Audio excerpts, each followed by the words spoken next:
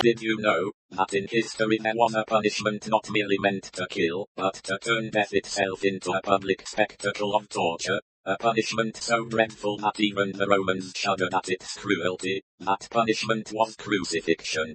In the next 10 minutes, let us uncover the chilling truth behind this execution, from the brutal process, to its political purpose, and the most famous stories that history has never forgotten. Ancient Rome was renowned for its powerful army and strict laws. But in order to maintain order across such a vast empire, the Romans needed something more than soldiers and decrees. They needed a tool that could strike absolute fear into the hearts of the people. That tool was crucifixion. Crucifixion was more than just a punishment, it was a public spectacle of suffering. A message carved into flesh and bone. It was Rome's way of saying, whoever dares to defy the empire will die the slowest, most painful, and most humiliating death imaginable. What made it even more terrifying was its selective cruelty. Roman citizens, even if guilty of crimes, were often spared this fate. They could be executed quickly, by the sword, with a clean beheading. But slaves, rebels, and foreigners had no such privilege. For them, crucifixion was the ultimate end. A sentence designed not only to kill, but to break the human spirit. Imagine the scene, the condemned scourged until their flesh tore apart, then forced to drag the heavy wooden cross through crowded streets, surrounded by jeering crowds. Soldiers nailed their wrists and feet into the timber, lifting them high for all to see, and there they hung, hour after hour, sometimes even days, every breath a battle.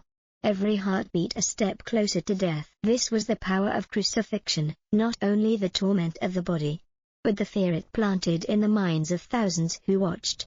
A cruel theater of suffering, ensuring that no one would forget the price of defying Rome. And though the Roman Empire has long since fallen, the shadow of crucifixion remains one of the most haunting reminders of its ruthless. The process of crucifixion was never a single moment of death. It was a ritual of public torture, unfolding step by step in a spectacle designed to break both body and spirit. Step 1, the scourging. Before a victim even touched the cross, he endured the whip. This was no ordinary lash. Roman scourges were crafted with leather straps embedded with shards of bone and fragments of iron. With each strike, flesh was torn open, muscles shredded, and blood poured freely. The condemned often collapsed, their backs reduced to ribbons of raw, open wounds. Some never even survived this stage, dying before the cross was raised. For those who did, the pain had only just begun. Step 2, carrying the cross. Weakened, trembling, and bleeding, the prisoner was forced to carry the heavy wooden beam, sometimes weighing more than 40 kilograms. He stumbled through crowded streets, paraded like a broken animal for all to see. This was no private execution. Rome wanted witnesses. By dragging the condemned through the city, the empire turned punishment into a performance, a living warning to anyone who dared to resist. Crowds jeered, mocked, and spat, while others watched in silence, their fear deepening with every step of the agonizing procession. Step 3, the nailing. At the place of execution, the true horror began. Soldiers threw the victim onto the ground, pinning his arms against the beam.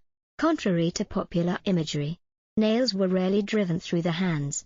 The weight of the human body would have torn the flesh too quickly. Instead, iron spikes, thick and merciless, were hammered through the wrists, where bone could support the strain. Each blow shattered nerves, sending waves of unbearable pain through the arms. The feet, too, were either bound tightly or nailed to the vertical post, locking the body into a position of endless torment. Step 4, the hanging death. Finally, the cross was lifted upright and dropped violently into the ground. Now suspended, the condemned began a slow and excruciating struggle for breath. With arms stretched wide and lungs compressed, every breath became a battle.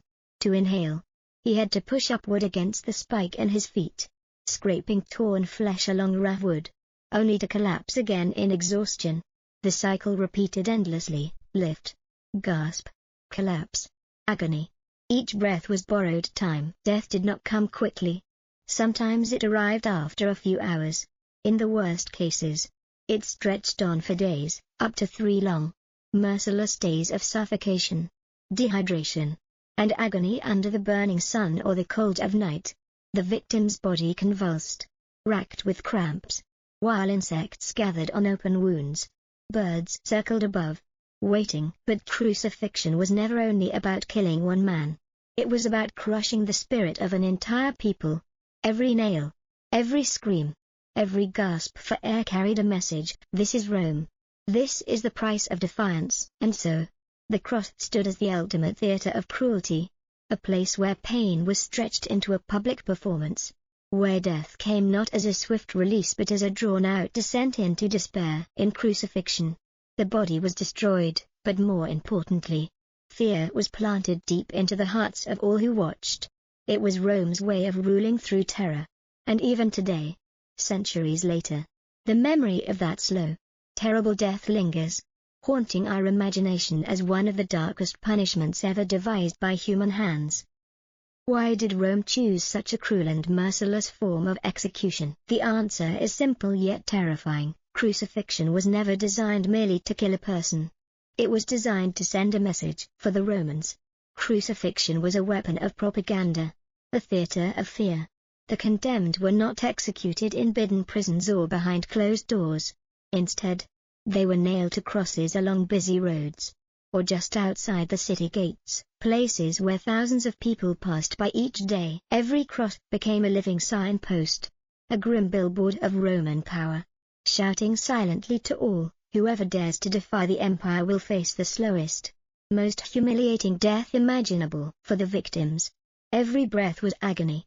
For the crowd, it was a mixture of emotions: fear, pity, horror, and, disturbingly, even curiosity. Some watched with terror, others with fascination, and still others treated it as a public spectacle, a form of entertainment sanctioned by the state. This was the true purpose of crucifixion, not only to punish the rebel, the slave, or the enemy, but to terrify everyone who witnessed it. It turned human suffering into a lesson carved into memory, ensuring that no one would forget the absolute power of Rome. Perhaps the most famous crucifixion in all of history is that of Jesus Christ. His death was not simply an execution, it became a turning point in human civilization. That single crucifixion transformed into the foundation of Christianity, a faith that has shaped laws, cultures, and the lives of billions across the world for over 2,000 years. To this day, the image of the cross remains one of the most powerful symbols of sacrifice and redemption. But Jesus was not the only one. History records another terrifying episode, the aftermath of the Spartacus rebellion. When the slave uprising was finally crushed, the Roman legions crucified thousands of captured rebels along the Appian Way, one of Rome's most important roads. For miles and miles, crosses lined the horizon, each carrying a broken body. Travelers who walked that road were confronted with a horrifying reminder: defy Rome, and this would be your fate. It was one of the most dreadful displays of mass punishment the ancient world had ever seen. Crucifixion was not merely a punishment, it was a mirror reflecting the brutal face of absolute power. To the Romans, it was a carefully chosen tool, designed not only to kill the body but also to send a message that could echo for generations. Every cross standing by the roadside was a silent reminder that the empire ruled not just with laws, but with fear. Today, when we look back at this practice, we see more than just the suffering of the condemned. We are reminded of how human beings once created systems of control built entirely upon terror and public humiliation. History, even in its darkest chapters, holds lessons that must never be forgotten. It tells us that cruelty, when used as a weapon of authority, may secure obedience for a time, but it also leaves scars that last for centuries. And that is why we must remember, so that such horrors are never repeated.